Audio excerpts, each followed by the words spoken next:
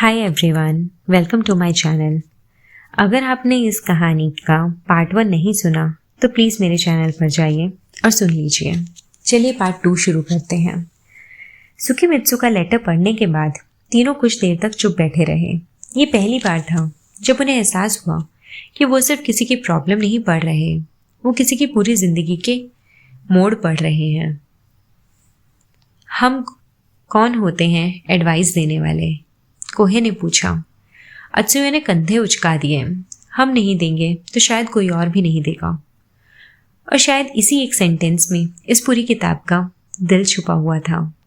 कई बार लोग perfect advice नहीं ढूंढ रहे होते हैं, वो सिर्फ चाहते हैं कि कोई उनकी बात सुने, कोई उन्हें सीरियसली ले, कोई कहे तुम अकेले नहीं हो। तीनों ने सुकीमित्सु को जवाब लिखा। परफेक्ट जवाब नहीं, लेकिन ईमानदार जवाब। उन्होंने लिखा, अगर म्यूजिक तुम्हारे दिल में इतना गहरा है कि तुम उसके बिना अपनी जिंदगी इमेजिन नहीं कर सकते, तो कम से कम एक बार पूरी कोशिश करो। फेल होना बुरा लगता है, लेकिन जिंदगी भर रिग्रेट के साथ जीना उससे भी ज्यादा बुरा लगता है।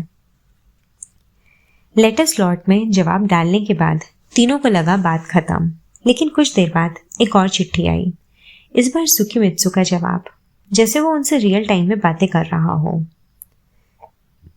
उसने लिखा कि वो समझता है उनकी बात, लेकिन अगर उसने म्यूजिक चूज किया और फेल हो गया तो, अगर उसने अपने पेरेंट्स को डिसअपॉइंट कर दिया तो। अत्सुया ने लेटर को दोबारा पढ़ा और पहली बार उसने किसी अनजान इंसान के लिए रिस्पॉन्सिबिलिटी महसूस की। ये वही अत्सुया था जो कुछ घंटे पहले चोरी करके भागा था, लेकिन अब वो किसी की जिंदगी के बारे में सोच रहा था। धीरे धीरे उनके और सुकीमित्सु के बीच लेटर्स का सिलसिला चल पड़ा और हर नए लेटर्स के साथ तीनों को उसकी जिंदगी नजर आने लगी। एक यंग लड़का, एक गिटार, एक सपना और हर रोज थोड़ा थोड़ा टूट रहा कॉन्फिडेंस। लेकिन फिर कहानी एक अनएक्सपेक्टेड मोड़ लेती है। सुकीमित्सु के पेरेंट्स अचानक बीमार पड़ जाते हैं। फिश शॉप को संभालने वाला कोई नहीं होता और पहली बार उसे लगता है शायद जिंदगी उसके लिए डिसीजन खुद ले रही है। म्यूजिक और फैमिली दोनों एक साथ नहीं संभाल सकता। उसने फिर नामिया जनरल स्टोर को लेटर लिखा, क्या मुझे घर लौट जाना चाहिए? दोस्तों, कभी कभी जिंदगी के सबसे मुश्किल सवाल ये नहीं होते कि हमें क्या चाहिए, सबसे मुश्किल सवाल ये होते हैं कि हमें किस चीज़ को छोड़ना पड़ेगा। तीनों ने बहुत सोचा और फिर जवाब लिखा, तुम जो भी चूज करो उसे पूरे दिल से चूज करना। कोई भी रास्ता परफेक्ट नहीं होता। हर डिसीजंस कुछ देता है और कुछ छीन लेता है। लेटर भेज दिया गया और फिर सुकीमित्सु की कहानी धीरे धीरे उनकी जिंदगी से निकल गई, लेकिन उन्हें नहीं पता था कि उसकी कहानी अभी खत्म नहीं हुई। बिल्कुल भी नहीं, क्योंकि कई साल बाद उसके एक डिसीजन का असर एक छोटी सी लड़की की जिंदगी बचाने वाला था। और वही लड़की एक दिन इस पूरी कहानी का सबसे इम्पोर्टेंट कनेक्शन बनेगी। लेकिन उस तक पहुंचने के लिए हमें एक और इंसान से मिलना होगा। एक यंग लड़की जो पैसे, प्रिविलेज और कंफर्ट के बीच पली बड़ी थी, लेकिन अंदर से उतनी ही कंफ्यूज थी जितना सुकीमित्सु। उसका नाम था हारुमी। हारुमी एक अमीर फैमिली से आती थी। उसके पास सब कुछ था, अच्छा घर, अच्छी एजुकेशन, सिक्योर फ्यूचर, और शायद इसी वजह से सब लोग मान कर चलते थे कि उसकी ज़िंदगी परफेक्ट है। लेकिन सच कुछ और था। हारुमी अपने फैमिली का बिजनेस इनहेरिट करने वाली थी। सब लोग उसे वही करते देखना चाहते थे, लेकिन उसके अपने सपने थे, अपनी एम्बिशंस थी, अपनी आइडेंटिटी थी। और सबसे बड़ी बात, वो किसी और के प्लान के अकॉर्डिंग अपनी पूरी ज़िंदगी नहीं जीना चाहती थी।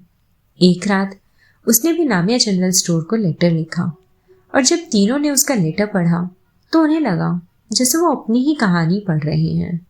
क्योंकि सच कहें, हर इंसान की कहानी में एक मोमेंट आता है जब उसे डिसाइड करना पड़ता है कि वो दुनिया की एक्सपेक्टेशंस फॉलो करेगा या अपनी आवाज़। हारुमी के सवाल सिंपल थे, क्या मुझे फैमिली की बात मान लेनी चाहिए या अपनी ज़िंदगी खुद चूज़ करनी चाहिए? अत्सुया ने लेटर पकड़ा और कुछ देर तक खिड़की के बाहर देखता रहा। उसे ऑर्फनेज याद आने लगा, अपना बचपन याद आ गया अपनी वो जिंदगी याद आ गई जो उसने खुद कभी चूज ही नहीं की थी। फिर उसने धीरे से कहा, लोग हमेशा तुम्हारे लिए डिसीजंस लेना चाहेंगे, लेकिन उन डिसीजंस के कॉन्सिक्वेंसेस तुम्हें जीने पड़ेंगे। इसी थॉट के साथ उन्होंने हारुमी को जवाब लिखा और यहाँ से एक अजीब चीज शुरू हुई। हर लेटर के साथ तीनों खुद भी बदलने लगे। जो लड़के रात को चोर बनकर इस दुकान में आए थे, अब लोगों की प्रॉब्लम्स के बारे में सीरियस डिस्कशन कर रहे थे। जो लोग अपनी जिंदगी को बर्बाद समझते थे, वो किसी और की जिंदगी सुधारने की कोशिश कर रहे थे। और शायद इसी में नामिया जनरल स्टोर का असली मिरेकल था। सिर्फ लेटर्स नहीं, सिर्फ एडवाइस नहीं, बल्कि लोगों को धीरे धीरे बेटर इंसान बना देना। हारुमी के लेटर्स खत्म हुए, उसकी कहानी भी आगे बढ़ गई, लेकिन अब एक और लेटर आने वाला था और ये लेटर पूरी किताब का इमोशनल सेंटर बनने वाला था। ये लेटर था एक एथलीट का, एक ऐसी लड़की का जिसकी पूरी जिंदगी एक सपने के आसपास घूम रही थी, ओलंपिक्स। उसने अपना बचपन, अपना वक्त, अपनी एनर्जी सब कुछ एक गोल के लिए लगा दी, लेकिन फिर उसके सामने एक ऐसी सिचुएशन आई जहां उसे डिसाइड करना था सपना या फैमिली। और यहीं से नामिया जनरल स्टोर की सारी कहानियां धीरे धीरे